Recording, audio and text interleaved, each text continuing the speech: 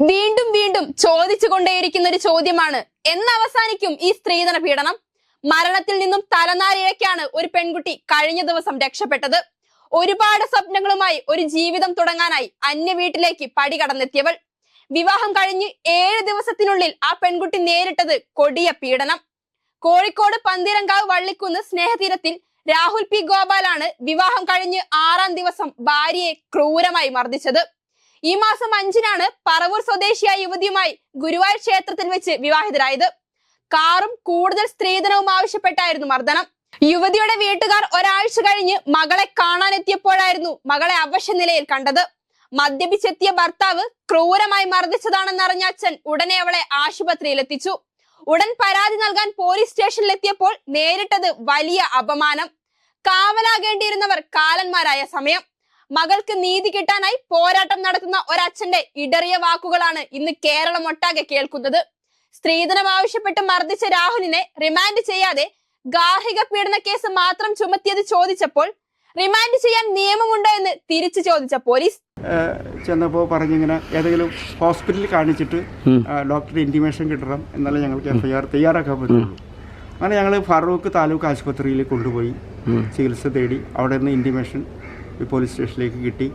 അതിനുശേഷം FIR തയ്യാറാക്കി. അപ്പം ഞാൻ ഈ FIR-ൽ ഇവളെ ഇത്രയും മാരകമായി കൊല്ലാൻ ശ്രമിച്ച ഇവൻ, ആ FIR-ൽ 307 വകുപ്പാണ് ഞാൻ ഉദ്ദേശിച്ചത്.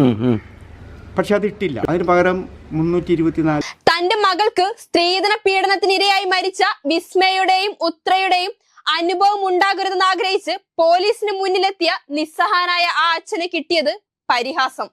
വിസ്മയ കേസെല്ലാം മാധ്യമങ്ങൾ കെട്ടിച്ചമച്ചതാണെന്ന് പറഞ്ഞ് ഇൻസ്പെക്ടർ പരിഹസിക്കുകയായിരുന്നുവെന്ന് ആ അച്ഛൻ പറയുന്നു.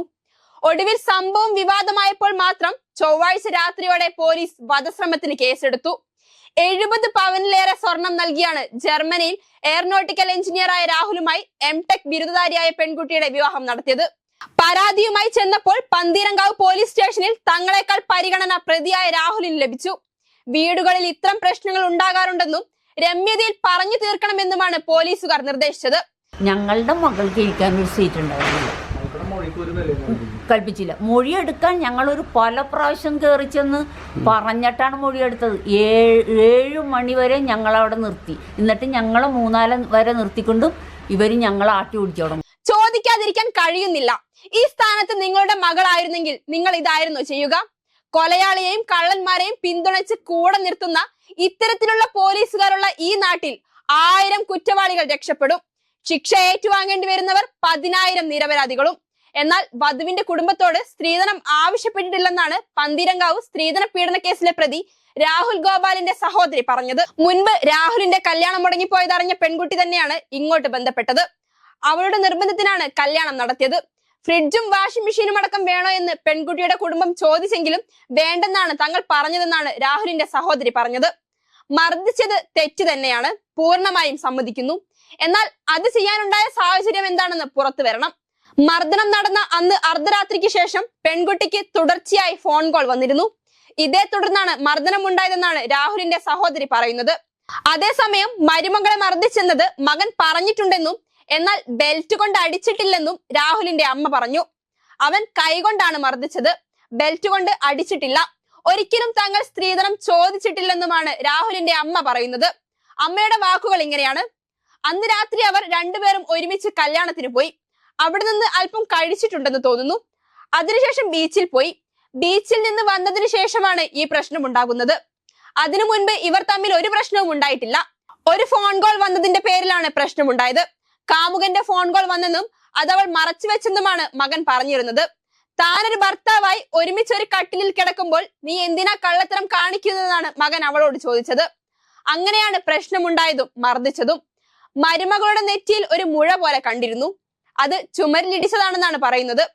അടിക്കാൻ ചെന്നപ്പോൾ തിരിഞ്ഞെന്നും അങ്ങനെ ചുമരിലിടിച്ചതാണെന്നുമാണ് പറഞ്ഞത്.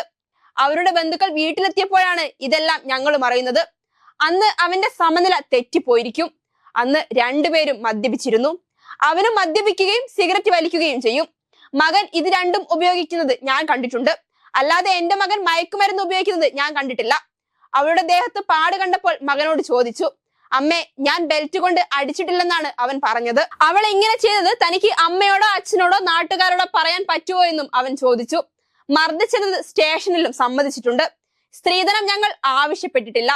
സ്ത്രീധനം ആരോടും ചോദിച്ചിട്ടുമില്ല. ഇത് അവന്റെ പേരിലുള്ള സ്വത്താണ്. ജർമ്മനിയിൽ അവന് ജീവിക്കാനുള്ള വകയുണ്ട്. അവൻ അവിടുത്തെ പൗരനാണ്. പിന്നെ എന്തിനാണ് അവന് കുറെ സ്ത്രീധനം? അത് തെറ്റായ ആരോപണമാണ്. കോട്ടയത്തെ വിവാഹം അവർക്ക് വേണ്ടെന്ന് പറഞ്ഞത് കൊണ്ട് ഒഴിവായതാണ്. ആ വിവാഹം രജിസ്റ്റർ ചെയ്തിരുന്നു. അത് മരുമകൾക്കും അറിയാം. ഞങ്ങൾ ആരെയും ചതിച്ചിട്ടില്ല, ആരെയും വഞ്ചിച്ചിട്ടുമില്ല. 2 ആഴ്ച കൊണ്ടാണ് ഈ കല്യാണം നടത്തിയത്. അടുക്കള കാണലിനെത്തിയപ്പോൾ അവളുടെ ബന്ധുക്കൾ എന്താണ് പറ്റിയതെന്ന് എന്നോട് ചോദിച്ചു. എനിക്കൊന്നും അറിയില്ലെന്നാണ് അവരോട് പറഞ്ഞത്. അറിയാത്ത കാര്യം എങ്ങനെയാണ് പറയുന്നത്? അവളും എന്നോട് പൊതുവെ മിണ്ടാറില്ല. മർദ്ദിച്ചതിനെ കുറിച്ചും മിണ്ടിയില്ല.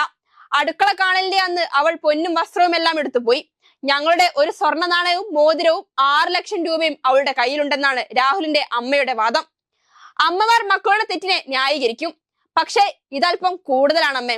കാരണം വർഷങ്ങൾക്ക് മുൻപ് അമ്മ ആ വീട്ടിലേക്ക് പടി കയറി വന്നതുപോലെ തന്നെയാണ് ആ പെൺകുട്ടിയും ഒരുപാട് സ്വപ്നങ്ങളുമായി നിങ്ങളുടെ വീടിന്റെ പടി കയറിയത്. മറക്കരുതൊന്നും.